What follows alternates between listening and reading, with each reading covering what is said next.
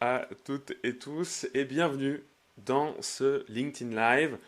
Comment parler cette fois-ci, aujourd'hui, du conflit Israël-Palestine. Vous l'avez remarqué, peut-être, on a dû changer de date avec mon invité Raphaël Tisblat ici présent. Et merci du coup d'être avec nous aujourd'hui. Je vois qu'il y a quelques personnes qui ont déjà commencé à nous rejoindre. Donc, merci à vous. Et surtout, n'hésitez pas, on nous entend. Merci Clara de tout le dire ça tout de suite. C'est super sympa de nous le signaler. Et on espère que rien va mal se passer dans ce stream. Le 24 avril dernier, on a essayé de le lancer. On a tout essayé avec Raphaël. Raphaël était très patient et on n'a pas réussi. Mais aujourd'hui, on est là. Et c'est ça qui compte. Le 5 mai pour parler de ce sujet. Alors, vous, peut-être, pour les personnes qui me connaissent, voilà, je fais toujours les choses avec beaucoup de sourire et un peu d'humour, un peu de recul, mais c'est un sujet compliqué. Voilà, c'est pas un sujet facile. On n'a pas appris les plus simples. Lors du premier épisode de Comment parler, on disait voilà comment parler aux complotistes ou aux personnes qui croient dans des complots qui ne sont pas avérés. Et puis là, aujourd'hui, on va s'atteler à un deuxième sujet, pas facile non plus. On était avec Antonin Adjé l'autre fois, qui est donc doctorant spécialisé sur le complotisme. Et là, ça va être avec Raphaël Tisblat. Donc Raphaël Tisblat, qui est un médiateur spécialisé dans le dialogue interidentitaire. Il organise notamment des discussions, donc des moments de dialogue et d'échange le plus constructif possible sur des questions Israël-Palestine, notamment entre juifs et musulmans, mais pas que. Raphaël, tu organises plein d'événements différents, tu fais de la médiation dans plein de cadres différents. Et du coup, je te propose de nous en dire un petit peu plus, justement, dès le début, sur ton parcours et surtout ce qui t'amène à parler de ces sujets-là. Et puis après, on va creuser et rentrer dans le sujet en profondeur. Ouais, merci Peter. Content d'être avec toi, content que ça fonctionne aujourd'hui. Je crois que le LinkedIn a considéré que c'était vraiment un sujet trop difficile et que donc ça fonctionnait pas pour le réseau. Content d'être là. Et effectivement, moi donc oui, je suis médiateur. Alors, c'est le cœur de mon métier, on va dire. Je suis formé en tant que médiateur pour aider des personnes qui sont en conflit à résoudre leurs conflits. Je suis aussi, je me considère comme entrepreneur de dialogue. Alors, on pourra faire un peu peut-être la différence entre dialogue et médiation. Ça se recoupe beaucoup, en fait. J'essaye de proposer des espaces de dialogue donc entre personnes, entre groupes qui appartiennent à des communautés, à des groupes d'identités différentes. Notamment avec mon association qui s'appelle Connecting Actions, où on essaye de rendre ce travail un peu visible auprès du public, auprès des décideurs, à rendre ce travail un petit peu plus professionnel aussi, et à connecter en fait des acteurs de la société civile qui travaillent dans ce domaine pour qu'ils puissent collaborer, avoir un impact un peu plus grand que de travailler chacun de son côté. Je suis aussi donc concepteur et praticien de programmes de dialogue. Je travaille notamment avec une organisation, une ONG qui s'appelle Solia et qui met en lien des jeunes principalement, mais aussi voilà, des adultes un peu plus vieux parfois, de pays différents ou de communautés différentes, pareil pour dialoguer sur plein de sujets différents qui ont trait sur des sujets de société, de la religion, les différences culturelles, la politique nationale, locale, internationale. Voilà, donc je travaille avec eux depuis de nombreuses années. On travaille avec des universités, on travaille avec des organisations diverses. Et puis je suis podcasteur aussi. J'ai lancé un podcast avec mon collègue Olivier Fournoux qui s'appelle Anti-Clash, où on essaye de montrer de quoi peuvent avoir l'air ce genre de dialogue sur les sujets les plus difficiles. On a parlé d'Israël-Palestine, mais on a parlé de plein d'autres sujets, notamment identitaires ou autres, qui peuvent provoquer des antagonismes, voire de la polarisation. Donc voilà, moi je suis vraiment dans Mhm. ce domaine-là. La médiation, c'est mon cœur de métier. Ça m'a appris, ça m'a donné un peu les outils qui consistent à essayer d'aider des personnes qui se comprennent pas ou qui se comprennent mal à mieux se comprendre, à mieux s'entendre, à mieux s'exprimer aussi, pour pouvoir dépasser leurs différences sans forcément être d'accord sur tout, bien sûr, mais en étant capable voilà, de considérer que ces différences ne vont pas les empêcher de coexister et même voire de ne pas les empêcher de travailler ensemble.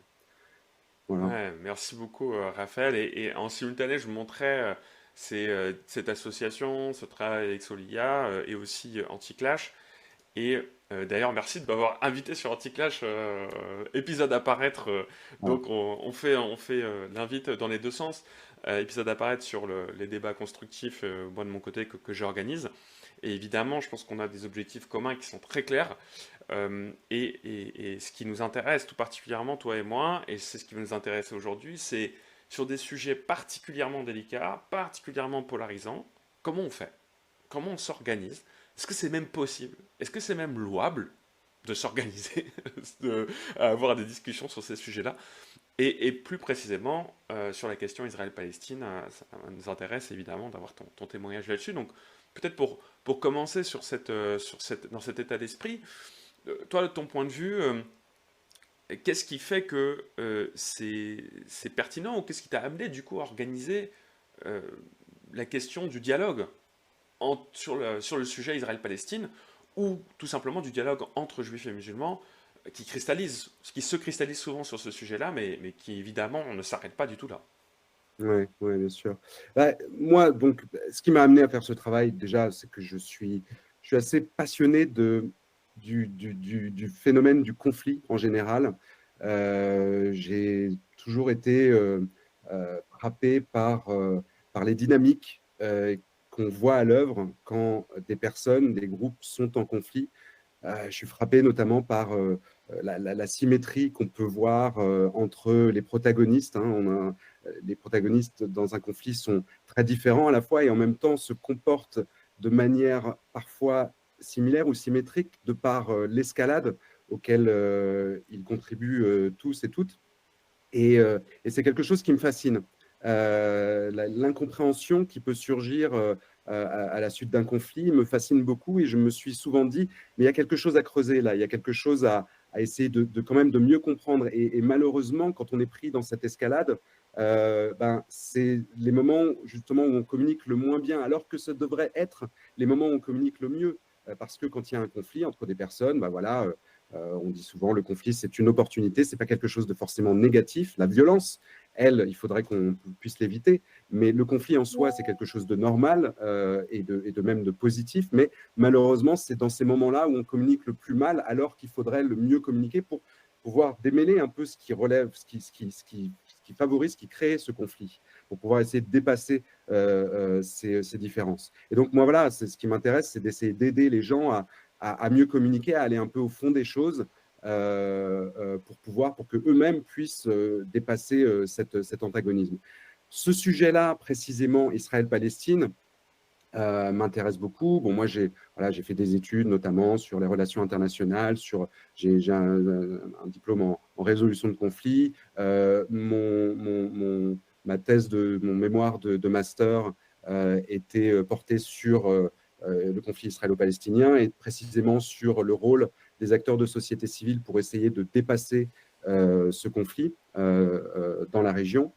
C'est un conflit qui, évidemment, est très intéressant. Il est au cœur d'énormément de nos fractures sociales, en France, évidemment, mais en Europe, mais dans beaucoup de pays dans le monde, en fait. Et c'est un sujet qui occupe beaucoup de débats dans les médias, sur les réseaux sociaux, mais aussi dans les familles. On sait que Mhm. notamment depuis le 7 octobre 2023, ben, le conflit a énormément gagné en intensité et cette intensité, elle contamine beaucoup de cercles, que ce soit dans les organisations, dans les universités, au sein du cadre familial, un peu partout. Et c'est un sujet beaucoup de gens ont l'expérience de parler de ce sujet depuis longtemps, depuis que le conflit existe, et le conflit il existe depuis assez longtemps. J'ai perçu que jusqu'au 7 octobre 2023, on avait tendance à délaisser un petit peu ce sujet-là parce qu'on se disait, bon, de toute façon, il y avait une espèce à la fois soit de lassitude, soit on avait un peu oublié aussi, soit on se disait, de toute façon, il n'y a rien à faire. on ne peut pas s'en parler correctement, on ne peut pas s'en parler de manière sereine, parce que l'expérience des gens, d'une manière générale, c'était qu'à chaque fois qu'on parle de ce conflit, eh ben, on va très vite au point Godwin, les gens commencent à s'insulter, en tout cas, il y a peu d'écoute, Hmm. etc. Et c'est vrai que, et aujourd'hui, bah, ce sujet, il nous revient, j'allais dire, en pleine figure.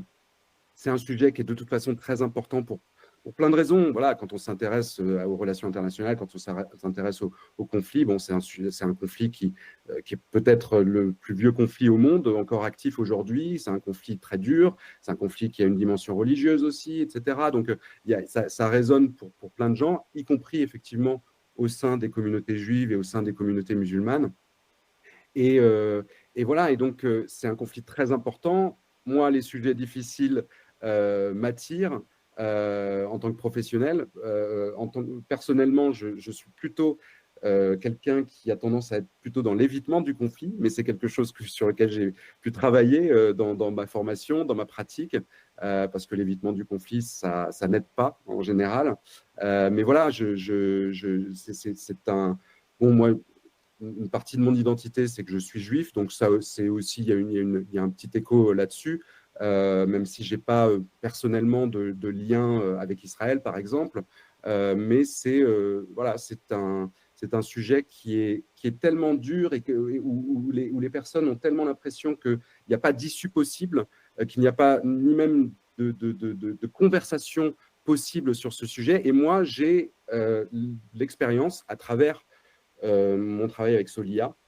À travers aussi, pendant quelques années, j'ai officié au sein d'une organisation qui s'appelait la Muslim Jewish Conference, donc un rassemblement entre juifs et musulmans de plein de pays dans le monde, où on a mis en œuvre des espaces pour parler de ce sujet-là.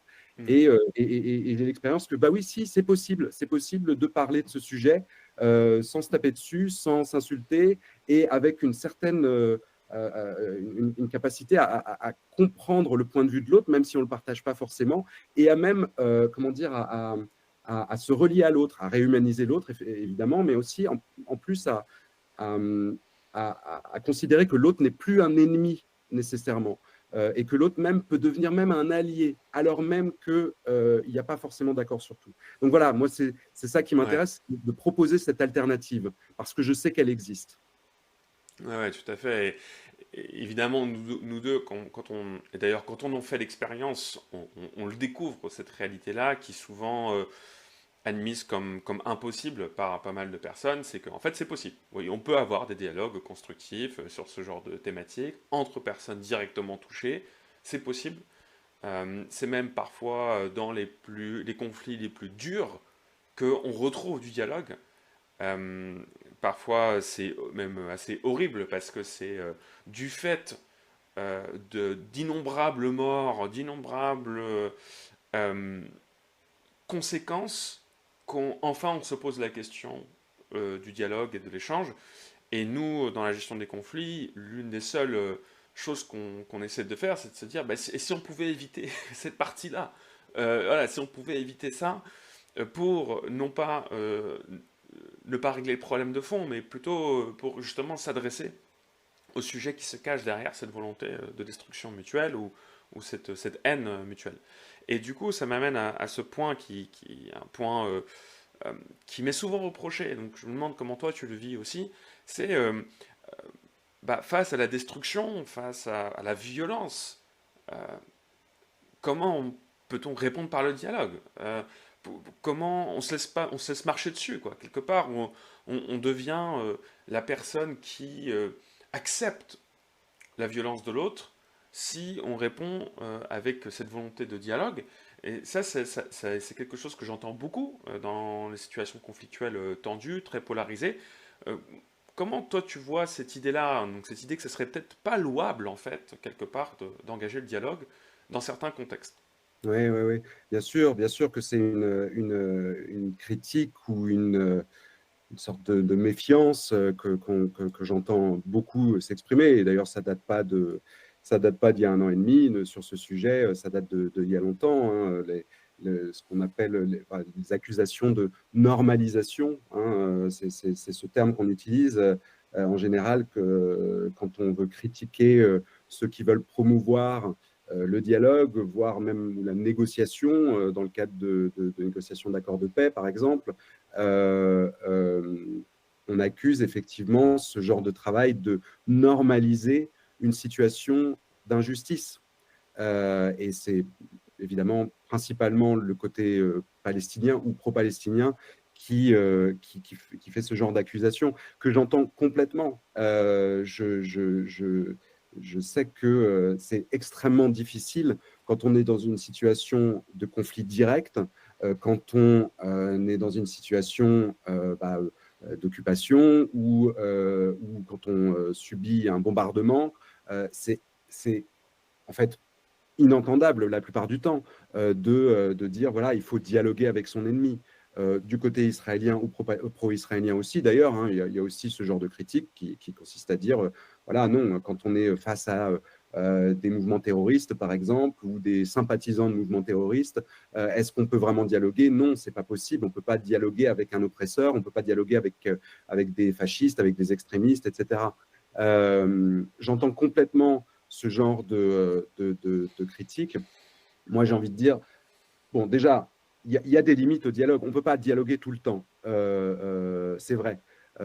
Quand on est dans une situation de violence directe, actuelle, on ne peut pas faire un dialogue. Il y a quelque chose où le dialogue requiert quand même un minimum d'espace sécurisé, où la parole puisse s'exprimer et s'entendre. Dans une situation de violence directe, le dialogue, ce n'est pas recommandable et d'ailleurs, c'est en général pas possible. D'une manière générale, on ne peut pas faire de dialogue s'il n'y a pas de consentement, en fait, des personnes qui participeraient à un dialogue. Moi, je n'ai jamais réussi, et je n'essaierai jamais d'ailleurs, de forcer des personnes à participer à une médiation ou à un dialogue. Il faut un consentement. Et notamment dans une situation où il y a de la violence directe, ce consentement, il est très difficile à établir. Et même dans une situation où il n'y a pas de violence directe, ce consentement, il est compliqué. On pourra discuter peut-être de comment on fait pour convaincre les personnes à venir faire ce genre d'exercice. C'est tout un travail. Mais je pense que en situation de polarisation, par exemple, ce qui se passe en France, l'antagonisme qu'on voit entre communautés en France, et puis plus largement en Europe, aux États-Unis évidemment aussi, et puis dans d'autres pays, je pense que c'est pertinent. On dit souvent que, enfin voilà, si je peux faire peut-être une petite liste des choses qu'on peut reprocher au dialogue. Et parfois, Ouais. on reproche des choses d'ailleurs un peu contradictoires. D'un côté, on peut reprocher au dialogue que finalement, le dialogue ne fait que prêcher aux convertis. C'est-à-dire que justement, ceux qui viennent au dialogue sont ceux qui sont d'accord et donc ceux qui présentent déjà une certaine ouverture d'esprit. Ce n'est pas complètement faux. En même temps, même ce qu'on appelle peut-être les modérés ou ceux qui sont effectivement ouverts d'esprit, etc., peuvent bénéficier d'un tel exercice. Même quand on est modéré, entre guillemets, et je ne sais pas trop ce que ça veut dire, ce n'est pas un vocabulaire vraiment que j'utilise entre modéré, extrémiste, etc. Tout ça est très subtil. Mais même ceux qu'on considère comme étant modérés peuvent présenter des vraies différences de point de vue et peuvent à n'importe quel moment, en fait, basculer de la modération à l'extrémisme, quelque part. Donc, même en tant qu'outil de prévention, ce dialogue, il a une vraie valeur. Mais voilà, ceux qui disent, voilà, sinon, moi, je ne peux pas dialoguer avec des extrémistes ou je ne peux pas dialoguer avec des fascistes, j'entends complètement ça.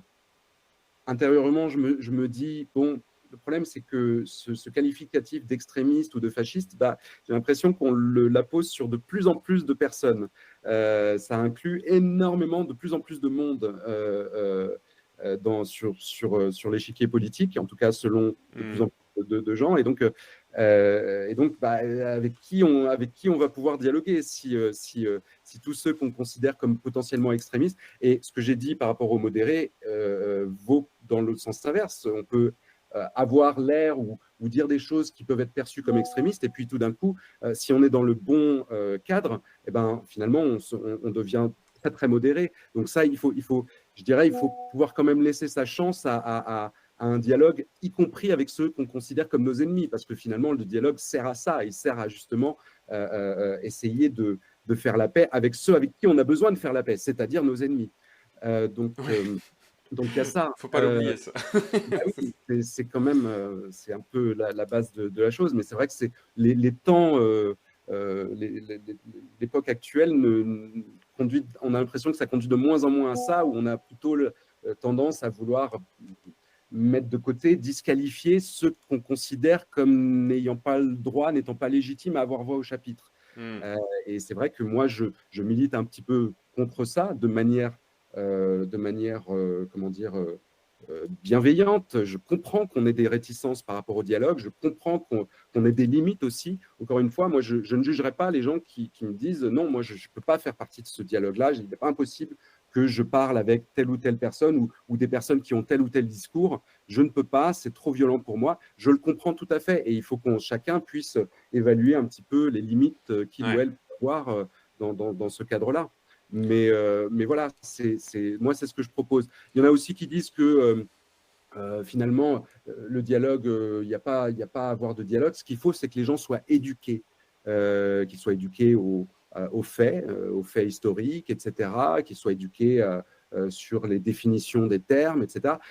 Oui, l'éducation est très importante, mais j'ai envie de dire, si c'était si facile, s'il fallait seulement éduquer les gens pour qu'il y ait la paix dans le monde, moi, je ne souscris pas trop à l'idée que euh, c'est uniquement l'ignorance qui favorise les Hmm. conflits. Je pense que même des gens très éduqués, très cultivés, très intelligents peuvent entrer en conflit et sont capables du pire. Je le pense vraiment. Et donc, pour moi, on pourra peut-être en reparler aussi, mais Ouais. euh, sur l'éducation, l'aspect de ce qu'il faut, c'est rétablir la vérité. Le problème, c'est que la vérité aujourd'hui, ben, elle est l'objet de polarisation aussi, de conflits réels. Et je pense que le dialogue, le rôle du dialogue, moi, mon rôle en tant que facilitateur de dialogue, ça n'est pas d'éduquer les gens, ça n'est pas de rétablir, moi, directement la vérité, mais je pense par contre que un dialogue qui puisse rétablir une confiance entre les gens, qui puisse réhumaniser, qui puisse faire en sorte que personne ne se sente euh, euh, menacé par l'existence ou par le discours de l'autre, est peut-être la meilleure chance pour rétablir une vérité partagée, pour faire en sorte Hmm. que cette vérité puisse être partagée par les participants au dialogue. Donc, Ouais. donc voilà, je pense qu'en fait, le dialogue est aussi l'ami de la vérité, mais il le fait de manière voilà, non menaçante. On sait aujourd'hui que, Hmm. d'ailleurs, vous en avez parlé peut-être un peu la dernière fois au précédent live, on sait aujourd'hui que balancer des faits à la figure des gens, bah, ce n'est pas forcément ce qui va les faire changer d'avis. Par contre, de rétablir des relations constructives entre des personnes qui ont des perceptions des faits différentes, bah, donne des chances à cette vérité d'être véritablement rétablie. Voilà, et Oui, puis oui. donc, voilà, c'est une des choses, Ah, c'est vrai que ça fait écho. Ouais, c'est certains, vrai que de, ça fait écho à un certains des conflits principe. que j'entends. Ouais, Mm. un principe de médiation que je trouve super important, c'est cette idée un peu d'intersubjectivité, c'est que quelque part, on a des perceptions des situations qui instruisent notre vision du monde, qui est partielle, qui n'est pas fausse, ni absolue, qui est partielle. Et cette rencontre, dialogue, il permet peut-être d'aller au-delà de cette vision partielle et donc d'avoir une idée un peu plus complète de ce qui se joue, des enjeux, des perceptions, parce que les perceptions font notre réalité et c'est ça que je trouve assez intéressant, c'est qu'il y a cette espèce de combat, d'idée de recherche de vérité objective qui est tout à fait légitime et tout à fait louable. Et dans cette recherche de vérité objective, on en oublie les ressorts cognitifs qui nous poussent à cette recherche, qui sont souvent en gros une réflexion motivée dans le but d'atteindre ses propres objectifs, donc Mm. notamment d'être légitime, d'être dans le bon camp, d'avoir raison, d'être quelqu'un de juste, de bon moralement, etc. Et donc ces pensées motivées va nous amener à ne prendre que les preuves, que les vérités qui nous arrangent, plutôt que de voir peut-être la totalité de la situation qui est beaucoup plus complexe et un peu gênante, mais qui aura le mérite de nous aider à avancer ensemble. Et c'est pour ça que moi j'ai particulièrement apprécié une des démarches historiques. C'est la démarche Vérité et Réconciliation donc, en Afrique du Sud. Cette idée que si tu as la capacité d'aller devant tes pairs, devant le peuple, et de dire ce qui s'est passé, de le dire sincèrement avec vulnérabilité, euh, il n'y aura pas de conséquences légales. Sinon, la vérité qui sort au grand jour, c'est-à-dire une dimension de la réalité qui n'a pas été pleinement exprimée ou qui n'a pas encore été mise en lumière. Et je trouve ça super intéressant comme démarche. Et c'est une démarche, c'est vrai qu'aujourd'hui n'est pas du tout encore celle du conflit israélo-palestinien, euh, où on se cache encore derrière des perspectives, des points de vue très polarisés euh, Ouais, c'est-à-dire que, dans la globalité, quoi. encore une fois, le conflit israélo-palestinien, il continue. L'Afrique de post-apartheid, c'était justement après, disons, Tout à fait. le problème principal qui était l'apartheid. Et c'est après que l'apartheid ait pris fin que ces commissions ont pu voir le jour. Là, et encore, on peut évaluer de manière très critique ces commissions Vérité et Réconciliation en Afrique du Sud qui ont produit des effets très positifs et puis qui n'ont pas toujours bien fonctionné non plus. Tout à fait. Mais dans le cadre du conflit israélo-palestinien, on n'en est pas là, évidemment. On n'en est Mm. pas là. Il faut que la violence déjà s'arrête, la violence des armes déjà, et puis un minimum disons, d'accord, enfin, voilà, un accord de paix qui puisse Mm.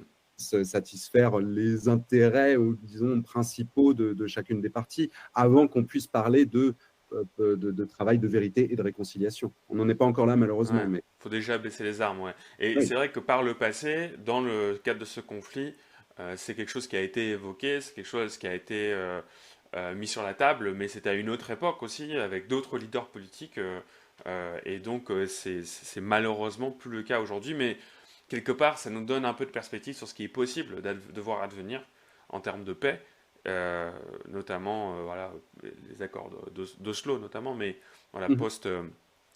D'ailleurs, si ça intéresse le public, là, il y a un très bon documentaire de France Télévisions sur la diplomatie qui retrace un certain nombre de ces succès du dialogue.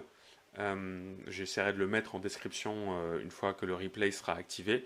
Et ça sera intéressant aussi voilà, de mettre tout ça en perspective, de montrer que quelque part on peut sortir de cette logique tout ou rien, cette logique d'annihilation, de destruction, qui souvent motive, qui est motivée par la volonté de se préserver, de rester en vie, hein, qui est une volonté légitime. Mais en fait, on peut dépasser cette logique parce que ce n'est pas un jeu à somme nulle, ce n'est pas toi ou moi, mais c'est toi et moi et comment. Et c'est ça qui est très intéressant. Et le consentement, pour moi, il émane de là. Il émane de, une fois que j'ai pris conscience de cette possibilité. Ou que, en tout cas, la infime possibilité que cela advienne est louable. Et moi, c'est ce que j'observe personnellement quand on discute en prémisse de débats constructifs ou de médiation. Je ne sais pas si toi tu en as fait la même expérience, mais j'imagine que dans une certaine mesure, oui aussi. C'est souvent le point de départ, c'est mais non, mais lui c'est un fasciste, je ne veux pas lui parler. Par la maïotique, donc par des questions, par la découverte de la bonne compréhension des besoins de l'autre, en fait, on se rend compte que on peut dépasser cette réflexion, ce jugement, et s'intéresser aux intérêts sous-jacents derrière ces jugements, de voir mais qu'est-ce qui motive ce jugement-là. Et si tant est que le dialogue puisse aider à dépasser ces jugements ou à minima. Bon, je sais plus ce que je disais, mais en tout cas, ce qui me semble peut-être être une continuité dans notre échange, c'est donc cette idée du comment tu amènes une personne au dialogue, le consentement, et quand il y a cette question du dialogue et du consentement, forcément, il y a aussi cette question de bah, est-ce que moi, en tant que personne qui consent au dialogue, je peux me représenter un intérêt au dialogue. Je peux me représenter un succès possible, une Oui, satisfaction possible.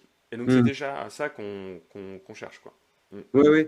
Ouais, c'est ça, et c'est vrai que, voilà, je disais un peu tout à l'heure, le temps n'est pas favorable à ce genre de discussion. La polarisation, elle a cette particularité qu'elle est très contagieuse, et que de plus en plus de gens considèrent que, effectivement, parler à ceux qui ne pensent pas comme eux ou qui n'ont pas la même version de la vérité qu'eux, etc., n'est pas une bonne chose parce que peut-être ça consistera à promouvoir finalement des discours qui ne sont pas acceptables, qui ne sont pas tolérables. Euh, et c'est vrai que moi, en fait, ce que j'ai tendance à dire aux gens, et c'est un peu contre-intuitif, c'est-à-dire que quand on est médiateur, facilitateur de dialogue, on se dit, voilà, il faut le dialogue parce qu'il faut que les gens peut-être ouvrent leur esprit à d'autres réalités, qu'ils apprennent des autres. Et effectivement, c'est un peu ce qui se passe dans un Hmm. dialogue. Par contre, c'est vrai que quand j'essaye de convaincre, quand j'essaye d'obtenir ce consentement de la part de participants potentiels à ce genre d'exercice, je ne leur dis pas venez pour apprendre, je ne leur dis pas venez pour changer d'avis ou enrichir vos connaissances, etc. Parce que bien souvent, les gens en fait n'ont pas forcément, ne ressentent pas ce besoin de changer Hmm. d'avis, d'enrichir leurs connaissances ou d'ouvrir leur esprit d'apprendre un peu plus le point de vue de l'autre. Ce que veulent la plupart des gens, c'est faire passer leur message. Et moi, Ouais. j'ai envie de dire quelque part, est-ce que vous arrivez à faire passer votre message? Est-ce que, voilà, quand vous faites un post sur un réseau social ou quand vous faites même peut-être une tribune dans un journal ou voilà, quand vous parlez dans un cadre où il n'y a pas vraiment, qui n'est pas vraiment favorable à une vraie écoute, est-ce que vous avez l'impression que vous arrivez à faire passer votre message? Si c'est le cas, très bien. Si ce n'est pas le cas, eh ben, peut-être qu'il y a quelque chose là où le dialogue peut vous aider. Il y a une possibilité d'être entendu, d'être mieux entendu quand on est dans un dialogue. Et moi, en tant que facilitateur, en tant que tiers, j'essaye de justement vous aider à être mieux entendu. C'est ça. Évidemment, dans le processus, une fois que vous serez dans un dialogue, vous serez amené à faire le même exercice pour les autres. Mais la motivation principale, ça peut être simplement de dire, voilà, j'ai envie d'avoir une influence, j'ai envie qu'on comprenne ce que je dis et pourquoi je le dis et pourquoi c'est important et pourquoi j'ai raison. Et le dialogue va aider à ça, mais il va aider à ça pour tout le monde. Donc voilà, effectivement, Ouais. c'est un peu une chose. Et puis j'essaye d'expliquer aussi que, en fait, voilà, en gros, le dialogue, c'est un peu un luxe quelque part. Mais c'est un luxe qu'on peut se payer. En tout cas, encore une fois, pas quand on est au milieu d'un conflit, pas quand on est sous les bombes ou sous les roquettes ou sous la menace immédiate de violence. Euh, euh, euh, mais quand on est à l'extérieur de ce conflit et quand on est juste pris dans cette polarisation, je pense qu'il y a une vraie valeur à essayer cette chose-là. Et le fait est qu'on on l'utilise pas beaucoup. Encore une fois, on a l'impression que le Hmm. dialogue existe et qu'il est impossible parce qu'on est beaucoup sur les réseaux sociaux. Ouais. Je dois faire juste peut-être une remarque là-dessus. Les réseaux sociaux euh, ne fonctionnent pas ou fonctionnent en général très mal quand il s'agit d'échanger sur des sujets difficiles avec des personnes qui n'ont pas le même point de vue que nous. Ça fonctionne très bien quand on se connecte avec des personnes qui nous ressemblent ou qui ont des points de vue similaires. Mais quand on est en interaction avec des personnes qui sont différentes ou qui pensent différemment sur des sujets difficiles et polarisants, ça ne fonctionne pas. Et une des raisons principales, selon moi, pour lesquelles ça ne fonctionne pas, c'est que cette communication, elle est asynchrone. Hmm. C'est-à-dire que on fait un post et puis on attend que ça se passe et puis il y a peut-être une réponse à ce post, un commentaire et puis ensuite plus tard, quelques minutes même plus tard, une autre réponse à ce commentaire, etc. Mais ça n'est pas une communication synchrone, live, en direct, comme ce qu'on fait toi et moi. Ouais. Et à partir de là, c'est beaucoup plus, ça favorise beaucoup plus de l'incompréhension parce que la communication, c'est pas seulement des mots. c'est de l'interaction, c'est du non-verbal, c'est du paraverbal. Et ce non-verbal et ce paraverbal disparaissent complètement quand on communique par chat, en quelque sorte, et quand on n'est pas en face de la personne. Parce que, bah, voilà, en psychologie, il y a cette question du surmoi qui n'est pas opérant quand on n'est pas en face de la personne. C'est-à-dire qu'on va beaucoup moins filtrer ce qu'on veut dire, on va Hmm. beaucoup chercher à adapter. Il ne s'agit pas de se censurer, mais adapter son discours à la personne en face de soi, c'est une bonne chose pour favoriser la compréhension. Donc voilà, donc Ouais. le dialogue en direct, mais avec un cadre qui favorise cette écoute, qui essaye de canaliser la violence toujours Hmm. potentielle des échanges, bah, ça permet vraiment aux gens de, bah, oui, de mieux s'entendre et d'avoir véritablement le sentiment d'être entendu. Je ne suis pas sûr que quand on fait un post un peu incendiaire ou qui dénonce, etc., sur des réseaux, ou encore une fois sur une tribune, ou quand on est invité sur un plateau à parler de telle autre personne et que l'autre personne arrive plus tard pour parler mal aussi de la première personne, etc. Je ne suis pas sûr qu'on ait vraiment l'impression d'être entendu. Donc voilà, c'est ça que sur lequel j'essaie d'insister, c'est est-ce que vous avez envie d'être entendu, je peux peut-être vous y aider, ou ce genre de cadre peut vous y aider. Ouais. Ouais, non, mais je pense que ça, c'est vraiment une des clés les plus importantes lorsqu'on organise des moments d'échange sur des sujets difficiles. C'est d'insister sur ce que ça t'apporte. Bien sûr. Et donc, qu'est-ce que ça t'apporte? Bah, ça t'apporte un espace dans lequel tu peux être entendu et dans lequel moi, je crée un cadre qui va te permettre non seulement de bien être entendu, non seulement de ne pas être coupé, de ne pas être maltraité, de ne pas être insulté, de... Voilà. En fait, je crée cet espace pour favoriser la capacité que tu auras à être persuasif. Et puis, même s'il y a des moments, par exemple, où je trouve qu'il y a des reformulations qui pourraient aider à la compréhension des autres pour qu'ils te comprennent mieux, je t'aiderai là-dessus aussi. Et donc, je trouve que ça participe énormément à la confiance qu'on génère avec les personnes qu'on invite à participer à ces dialogues-là. Et du coup, évidemment, à créer du consentement. Et ensuite, une fois qu'on a le consentement, il faut être au rendez-vous. Donc pendant le dialogue, être capable de mener à bien cet échange, et on va en parler tout de suite. Mais je trouve déjà ça, c'est un point ultra important qui est sous-estimé parce que le plus souvent, on est là à vouloir raisonner la personne. On se dit, Mm. mais allez, sois raisonnable, écoute-le quand même. Alors que non, non, non, c'est une approche pas du tout persuasive pour amener quelqu'un au dialogue. Au contraire, c'est qu'est-ce qu'il a à gagner, qu'est-ce qu'elle a à gagner. Et en effet, il y a plein de choses à gagner, à dialoguer. Et donc, présentons ça comme ça, et ça ouvre vachement plus l'opportunité de Et puis, il dialogue. n'y a pas grand-chose à perdre aussi, c'est-à-dire qu'à un moment, bon, Exactement. voilà, de toute façon, tout ça est basé sur le consentement. Si à un moment, le dialogue ne fonctionne pas pour vous, vous êtes libre de Tu partir pars. à tout moment. Donc, voilà, ça vaut la peine d'essayer. Et si jamais ça ne fonctionne pas pour vous, bah, tant pis. Voilà. Il y a un concept aussi qui est au cœur de ce sujet-là, c'est, donc, dont tu m'as déjà parlé et que je partage totalement, c'est nous, en tant que médiateur, on va dire, ou modérateur, ou peu importe comment on veut s'appeler, quel rôle on joue et surtout de quoi on a besoin pour jouer ce rôle. Et on a besoin notamment de la confiance de part et d'autre des parties prenantes. Hmm. Est-ce que tu peux nous parler un petit peu de ce phénomène-là? Quel terme tu utilises, toi, pour désigner ça? Parce que je Pour t'avais établir, entendu. pour établir la confiance, Alors, non, comment ça s'appelle, ça, tu vois, le fait d'avoir la confiance de toutes les parties prenantes? alors déjà, moi bon, j'ai une approche de la médiation et du dialogue Ouais.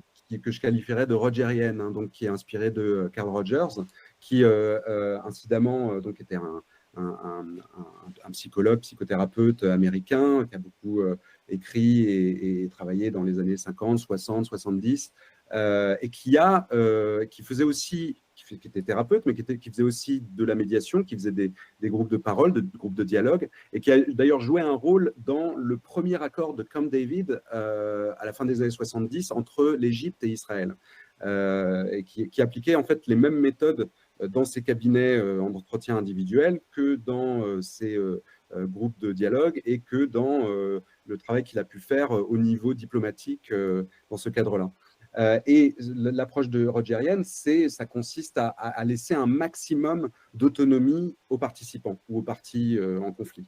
Ce qui fait que moi, mon approche, c'est de vraiment soutenir tous les participants à faire eux-mêmes ce travail de médiation, à faire eux-mêmes ce travail de dialogue. Et donc, par exemple, très concrètement, au tout début d'un dialogue, moi, je propose de co-construire, à tous les participants, de co-construire le cadre. Et donc, je leur demande qu'est-ce qui ferait sens pour vous, qu'est-ce qui fonctionnerait pour vous pour s'assurer que notre conversation se passe bien. Et donc, les participants peuvent dire, bah voilà, moi je trouve que il y a des règles un peu de base qui se retrouvent tout le temps, comme la confidentialité, par exemple. Hein. Il faut qu'on puisse se dire les choses sans que ça soit ensuite partagé à l'extérieur. Je propose un minimum en sécurité là-dessus. Parler le cadre de soi, par exemple, parler en essayant de ne pas faire de généralisation, mais parler de son propre point de vue. Évidemment, ne pas se couper la parole, s'écouter, se poser des questions quand on n'est pas d'accord. Ça peut être plein d'autres choses. Ça peut être, on va essayer de ne pas établir de compétition entre nos souffrances respectives, par exemple, hein, parce que c'est vrai que ce sentiment un petit peu de compétition victimaire, elle existe aussi, notamment sur ce sujet-là. On essaye d'accepter les expériences de chacun et de chaque groupe, de chaque peuple, j'allais dire, comme étant unique, comme étant réel et comme n'ayant pas besoin de comparaison ou de compétition. Voilà, il peut y avoir plein de règles comme ça qui peuvent s'élaborer. Et moi, je propose simplement, c'est pas moi qui dis les règles, c'est en quelque sorte, je suis simplement une sorte de pouvoir exécutif, une sorte de garant des règles qui ont été élaborées par le pouvoir législatif que sont les participants eux-mêmes. Et moi, je suis juste là pour rappeler aux participants les règles qu'eux-mêmes ont adoptées. Donc voilà, c'est déjà ça, c'est quelque chose qui permet d'établir effectivement cette confiance dès le départ dans un cadre qui appartient aux participants, qui ne m'appartient pas à moi. Et puis voilà, et puis ensuite, c'est le travail du médiateur, du facilitateur, de montrer qu'il est véritablement multipartial. Alors, là, j'ouvre un petit chapitre qui est quand même assez important, qui est que on parle beaucoup de neutralité. C'est d'ailleurs aussi ce qu'on reproche parfois au dialogue dans ce cadre-là, c'est que comment on peut être neutre vis-à-vis de ce qui se passe. Hein. Et en fait, la neutralité, c'est un concept un peu épineux. C'est pas quelque chose qui existe vraiment. Personne n'est neutre. Et puis en plus, c'est pas vraiment opérant parce que la neutralité, ça veut un peu dire je ne suis ni pour l'un ni pour l'autre. Et en fait, moi, j'ai faire ce concept de multipartialité qui est un peu plus positif, qui consiste à dire je suis à la fois pour l'un et à la fois pour l'autre. Ça ne veut pas dire que je suis d'accord avec un tel ou un tel. Ça veut dire que je vais tout faire pour soutenir également tous les participants et toutes les participantes à prendre part à cet exercice de dialogue. Et donc, soutenir également chacun et chacune à s'exprimer et à être entendu par les autres. Donc, si j'arrive, moi, à montrer un peu cette multipartialité, à montrer mon égale attention, mon égal soutien à toutes les personnes dans un groupe, je pense que ça contribue à améliorer la confiance. Et puis, ouais, super.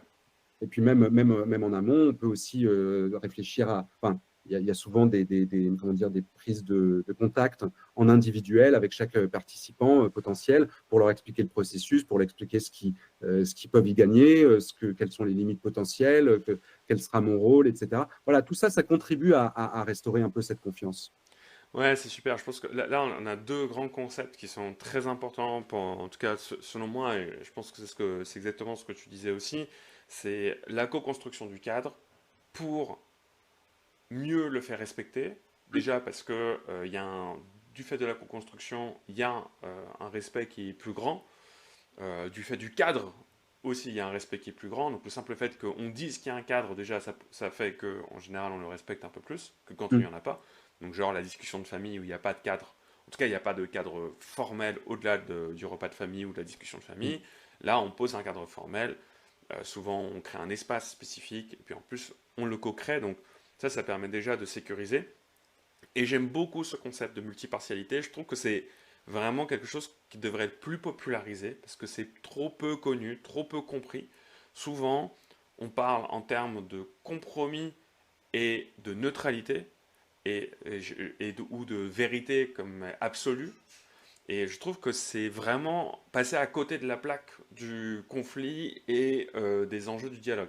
Et je trouve que quand tu parles de multipartialité, c'est-à-dire être capable d'être pour toutes ces perspectives, pour l'expression de ces perspectives, pour la bonne compréhension de toutes ces perspectives, afin de créer une image plus complète, plus inclusive de ces perspectives du monde, qui sera jamais parfaite, jamais absolue, jamais totalement la vérité vraie, parfaite, mais qui est le plus proche de cela. Et puis aussi de se dire que déjà quand on construit un cadre, on est en train de créer quelque chose ensemble. Donc quelque part, on est en train de générer de la valeur ensemble, alors même qu'on pensait que c'était impossible de dialoguer il y a quelques minutes. Mm. Donc là, on crée des bonnes circonstances pour que psychologiquement on soit apte à un dialogue. Donc je trouve que voilà, c'est des concepts qui gagnent à être plus connus, plus appliqués aussi. Là où on a tendance, je prends par exemple des situations de gestion de conflit un peu classiques, hein. On est manager, on a deux collaborateurs, on est RH, on a un manager et un collaborateur qui sont en conflit. On a vraiment cette tendance à toujours se référer à la loi Mm. ou constamment se référer à des critères objectifs qu'on va aller trouver dans les actions des uns et des autres. Et en fait, on ne se rend pas compte qu'on est en train de nourrir la bête, on est en train de nourrir le processus Ouais. parce qu'on cherche une vérité arbitrale, sauf qu'on n'est pas dans un cadre d'arbitrage, on n'est pas dans un cadre juridique. Et heureusement, parce que ce cadre juridique, il vient avec une dureté de jugement. T'as raison, t'as tort.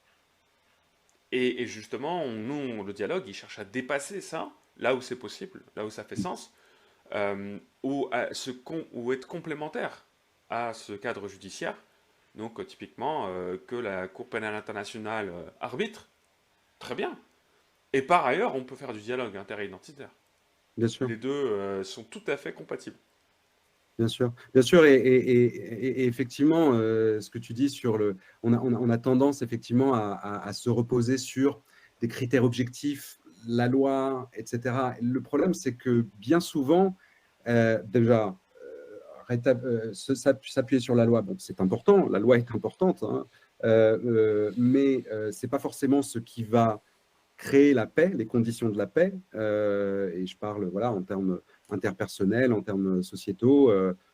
Aujourd'hui, on aura beau faire un tas de condamnations, c'est pas forcément ça qui va réduire la polarisation. Parfois même au contraire, parce que ce cadre, effectivement, comment dire, dans la confrontation, hein, de dire voilà, tu fais quelque chose, cette chose-là, on estime qu'elle est contraire à la loi ou à certains principes, et donc tu n'as plus le droit de le dire.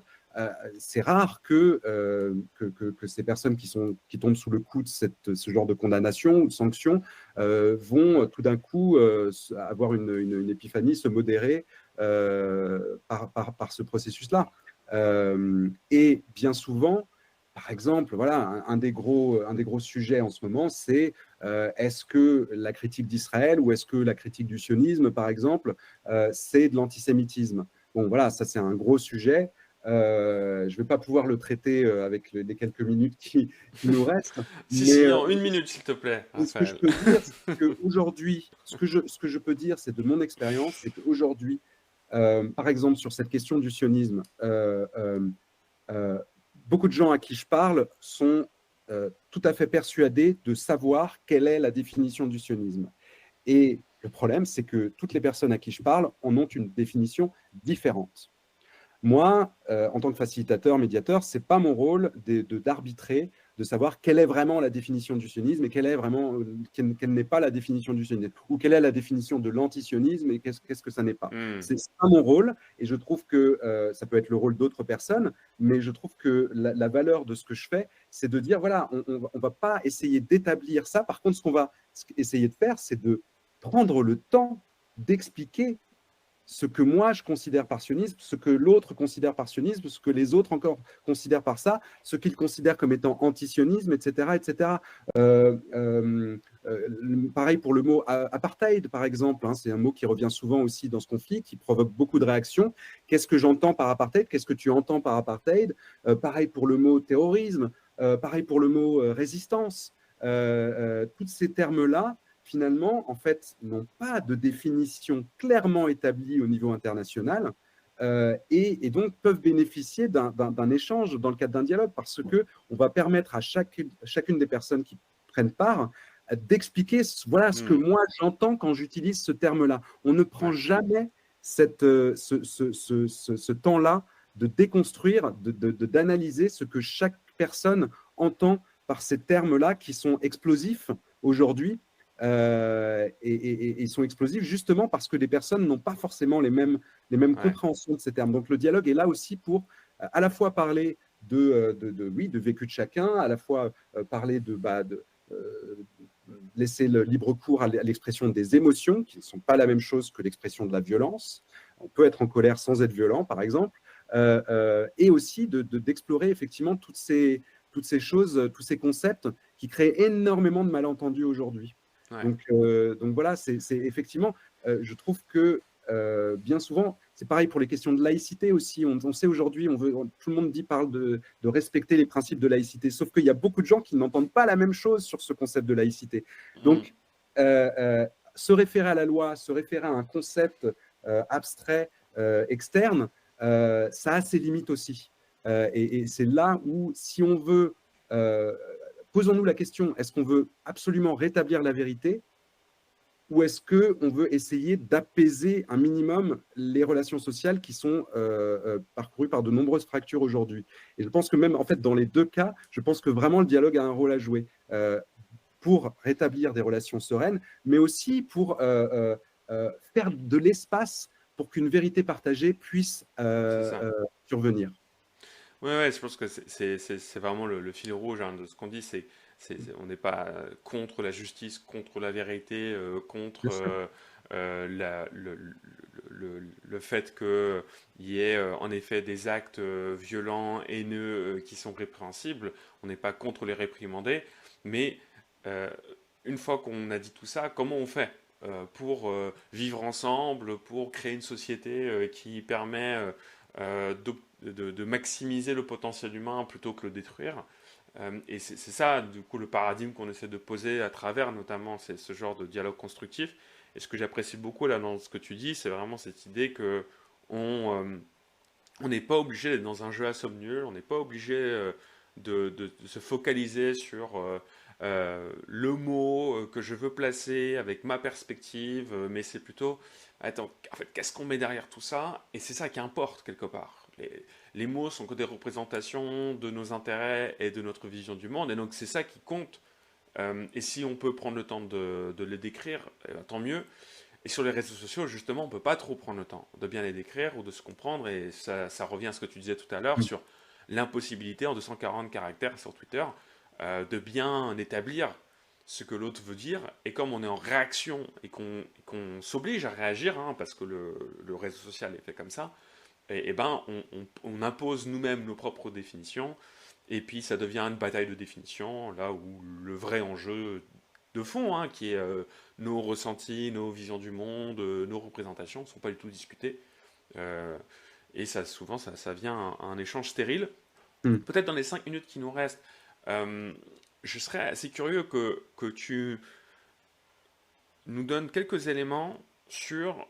là, on en a déjà quelques-uns. Hein. Imaginons, là, demain, je dois organiser un dialogue. Je veux qu'on puisse parler du conflit Israël-Palestine au sein de mon groupe, de ma classe, par exemple, si je suis professeur, ou de ma famille, si je suis dans une famille qui mêle justement des personnes juives et des personnes musulmanes, ou même carrément de Palestine directement. Je suis dans un contexte de travail, je sais que c'est un sujet que j'aimerais qu'on aborde, mais qu'à chaque fois qu'on l'aborde, on me dit non, mais tais-toi, c'est trop compliqué, il faut surtout pas qu'on en parle. Voilà, donc je suis peut-être cette personne-là, et j'aimerais bien créer un cadre de discussion, jouer un rôle peut-être de multipartialité, donc faire tout ce qu'on a dit jusqu'à maintenant, Quel genre d'autres conseils est-ce que tu aimerais ajouter à cette liste de conseils déjà existants? Qu'est-ce que tu préconiserais, voilà, à ces personnes qui voudraient s'investir dans cette mission de générer un dialogue sur le conflit Israël-Palestine? Oui, bah, ça fait partie des choses que j'essaye de faire, hein, aussi dans mes activités, c'est de donner un peu certaines billes pour que de plus en plus de gens prennent ces initiatives-là, dans le cadre d'organisations, encore une fois, dans le cadre d'universités, par exemple, ou dans le cadre d'associations aussi. Euh, Si tu veux demain, effectivement, organiser ce genre d'espace de dialogue sur ce sujet-là, ou sur d'autres, hein, d'ailleurs, hein, je dirais, oui, il faut, je crois, cultiver déjà sa capacité propre à le faire, c'est-à-dire vérifier que on est en capacité d'être multipartial, en quelque sorte, c'est-à-dire Hmm. vraiment de pouvoir entendre tous les sons de cloche, de pouvoir entendre que des gens qui disent bah moi je considère que les Palestiniens, finalement, n'ont que ce qu'ils méritent en étant bombardés parce qu'ils ont élu le Hamas et que donc c'est normal. Et d'entendre des personnes qui disent bah voilà, moi je considère que ce qui s'est passé le 7 octobre, c'est tout à fait normal, ça fait partie de la résistance à l'oppression, etc., etc. Voilà, d'être en capacité d'écouter ces deux genres de discours-là, par exemple, ce qui n'est vraiment pas donné à tout le monde, mais voilà, c'est déjà la première chose qu'on doit se poser comme question, c'est est-ce que je peux écouter tous les discours Hmm. sans sauter au plafond et sans perdre cette capacité à inclure tout le monde dans un groupe. Et puis, bah, il faut se former, évidemment. Hein, c'est quand même un vrai travail. C'est pas quelque chose qui se fait juste par de la bonne volonté. Il faut se former à des techniques, à des outils comme l'écoute active, comme la capacité de reformuler, de résumer, mais aussi d'observer non seulement ce qui se dit, mais aussi la manière dont ça se dit. Hein, le dialogue, c'est pas seulement un espace où on apprend des discours des uns des autres, mais aussi on apprend de la manière dont on parle de ces sujets qui sont difficiles et comment on peut contribuer soit à l'escalade, soit à la désescalade. Hein, ça fait partie des apprentissages du dialogue. Voilà, donc il y a plein d'outils comme ça et comment dire, d'éléments de posture qu'il faut acquérir. Donc ça se fait Hmm. par la formation. Et puis ensuite, bah, il faut faire tout un travail qui consiste à aller parler aux gens, à leur demander ce qu'ils penseraient de leur participation éventuelle à ce genre d'exercice. Et ça, c'est aujourd'hui, j'avais l'habitude de dire que c'était 50% de mon travail, c'était ça, c'était de rassembler les gens autour de la table pour qu'ils aient un dialogue. Aujourd'hui, ça se rapproche de 80-90%, vraiment parce que c'est très difficile de rassurer les gens là-dessus. Et puis ensuite, bah voilà, effectivement, on crée ces conditions du dialogue, on établit un cadre avec les participants. On donne un maximum d'autonomie aux participants et on accompagne un dialogue à la fois sincère, les participants puissent vraiment dire ce qu'ils ont sur le cœur, mais à la fois aussi respectueux, c'est-à-dire de telle manière qu'ils puissent exprimer ce qu'ils ont sur le cœur, de telle manière que les autres personnes puissent l'entendre en essayant de dépasser en fait un sentiment de menace, qu'on appelle menace identitaire, où Hmm. le discours de l'un peut venir vraiment provoquer un sentiment de défiance et de menace envers moi. On essaie, tout le cœur du dialogue, c'est d'essayer d'aider les gens à s'exprimer sans que ce qu'ils disent puisse être perçu comme menaçant par les autres. Et ça, c'est tout un travail, bah oui, d'écoute, de reformulation, etc. Et ça prend du temps.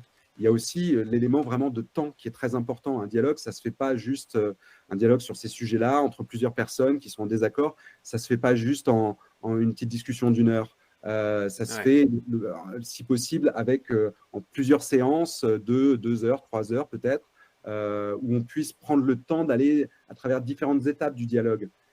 Voilà, au début d'un dialogue, on est un peu sur la défiance, on est un petit peu sur la défensive, on est un peu timide, on est un peu dans l'évitement du conflit. Il faut pouvoir dépasser ça, donner confiance, encore une fois, au cadre, donner confiance envers Hmm. le médiateur, facilitateur. Et puis, petit à petit, bah, la glace se brise, et puis petit à petit, les choses se disent. Et puis après, il peut y avoir des moments très durs, où on se sent qu'on n'est vraiment pas d'accord et qu'on n'en sortira pas. Et puis petit à petit, à force d'écoute, force de reformulation, et ben peut-être qu'on entrevoit des portes de sortie, des moments où on se comprend un peu mieux. Et puis petit à petit, ben, on cesse de percevoir encore une fois l'autre comme étant un ennemi, une menace. Mais voilà, c'est des choses qui effectivement Hmm. s'apprennent, qui nécessitent du temps. Et puis je dirais aussi, si possible, de ne pas faire ça tout seul, dans une médiation d'une manière générale, et puis dans un dialogue de groupe. C'est bien d'essayer d'avoir des tiers qui représentent le plus possible les identités qui sont présentes chez les participants. Donc voilà, d'avoir possible un homme, une femme, peut-être dans ce cadre-là, ben, un juif, un musulman, par exemple, qui puisse encore une fois restaurer cette confiance. Mais voilà, Hmm. ça prend du temps, c'est quelque chose qui doit se faire de manière réfléchie, ça ne peut pas vraiment s'improviser. Ouais, je comprends.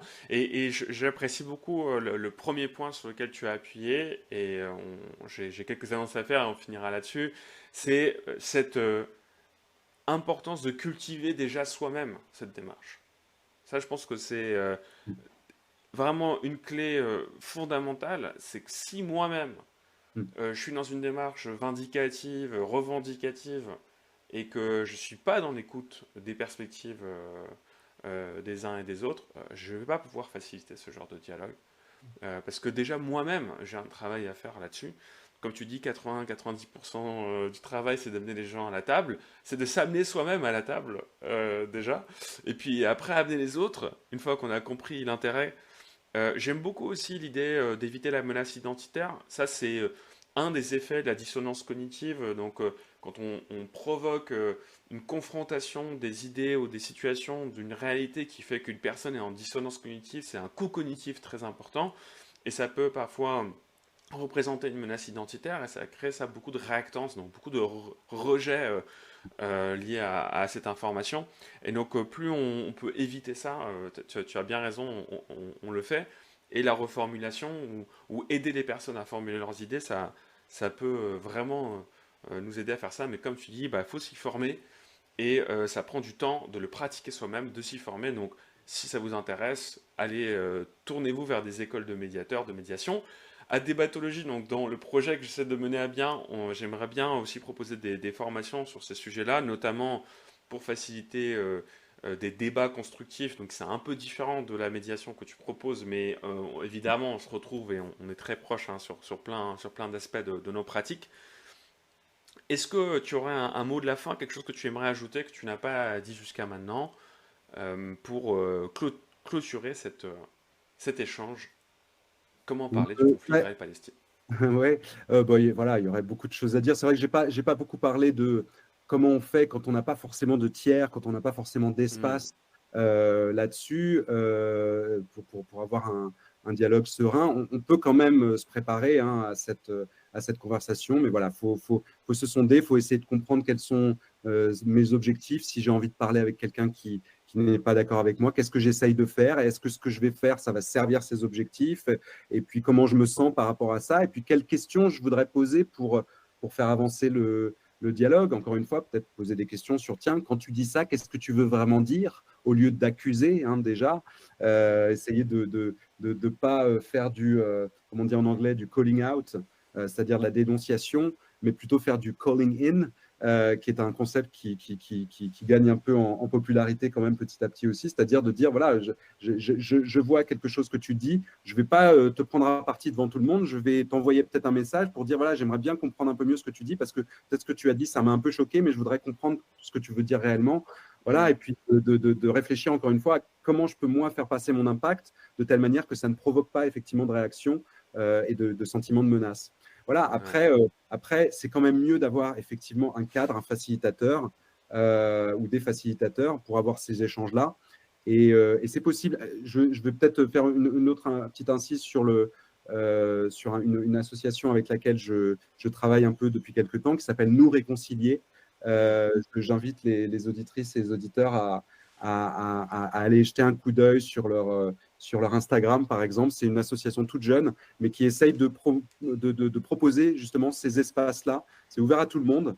Des espaces où on puisse dialoguer sur ce sujet-là spécifiquement, pas seulement sur Israël-Palestine là-bas, qu'est-ce qu'il faut faire, etc., mais aussi sur nous en France, comment on est impacté par ça et comment on peut voilà, avoir de meilleures conversations là-dessus et comment on peut restaurer un peu nos liens sociaux, même si on n'est pas d'accord sur ce sujet-là de ce qui se passe là-bas. Et donc voilà, Nous Réconcilier, c'est une chouette équipe qui propose d'opportunités. Donc voilà, j'invite tout le monde à se rapprocher d'eux pour avoir une première expérience de ce Hmm. dialogue. Qui sait ensuite peut-être être amené. On a déjà cette expérience-là, des gens qui ont participé à certains événements, qui ont pris part à des petits groupes de dialogue confidentiels, et puis qui ensuite aujourd'hui veulent essayer de dire tiens, moi j'aimerais bien aussi mener mes propres groupes de dialogue. Et donc voilà, on espère que ça va un peu essaimer de cette manière-là. Ouais, j'aime beaucoup cet appel très concret. Je suis sur la page en même temps de Instagram, donc je vois que Non Réconcilié fait un événement à Marseille le 12 et 13 mai. Tout à fait, absolument. Donc Oui. pour les personnes qui vivent à Marseille, c'est l'occasion d'y aller. Je sais qu'il y a peut-être Julien Dessouza et d'autres collègues qui sont du coin que ça pourrait intéresser, donc allez voir. Et je pense que tu as tout à fait raison, c'est le fait de le vivre déjà, ça nous aide à envisager la possibilité de le faire. On parle beaucoup de dialogue, beaucoup de gens se réclament du dialogue. Le Hmm, dialogue, c'est un petit peu une sorte de valeur comme ça, c'est quelque chose qu'on aime bien mettre en avant. Mais vivre le dialogue, vraiment en faire l'expérience, c'est encore trop rare. Et effectivement, là, il y a une opportunité sur ce sujet-là, en tout cas. Et donc, il ne génial. faut pas manquer ça. Super, merci beaucoup Raphaël pour cette heure un peu plus passée ensemble. On a réussi à dépasser les problèmes techniques, sauf à un moment où j'ai quand même eu tout qu'à cracher dans mon ordinateur, mais visiblement le stream a continué. Donc merci au moins à Internet d'avoir continué à exister. Je vois aussi dans le chat, et j'en profite pour répondre, une proposition de Mona Nourani qui nous dit ah, ça aurait été intéressant de faire un dialogue interidentitaire en live, Ah, de faire ce genre de choses en live. Alors peut-être que sous les formats que tu proposes, c'est peut-être plus compliqué, mais ça pourrait être intéressant, notamment parce que Anti-Clash, donc ton podcast, a déjà fait ça sur la question Israël-Palestine. oui, en quelque sorte. Oui, oui, oui. Du coup, dans une certaine mesure, bah, j'invite Boda du coup à aller voir, à aller écouter ton podcast. Et sinon, ou de toute manière en complément, moi je vais lancer dans pas longtemps, donc j'annonce là un peu en prémisse, un podcast justement de débat constructif. On va avoir des personnalités qui vont venir de parler de sujets délicats, qui sont des personnalités souvent polarisées sur ces thématiques, et on va les faire dialoguer pour arriver à des points de convergence et aussi éclaircir des divergences. Et l'idée, ça sera peut-être d'adresser ce genre de sujet-là, ce genre de thématique-là. Pourquoi pas, ouais. Donc stay tuned, comme on dit en bon français. Ça sera l'occasion de pratiquer tout ça. Merci encore une fois, Raphaël.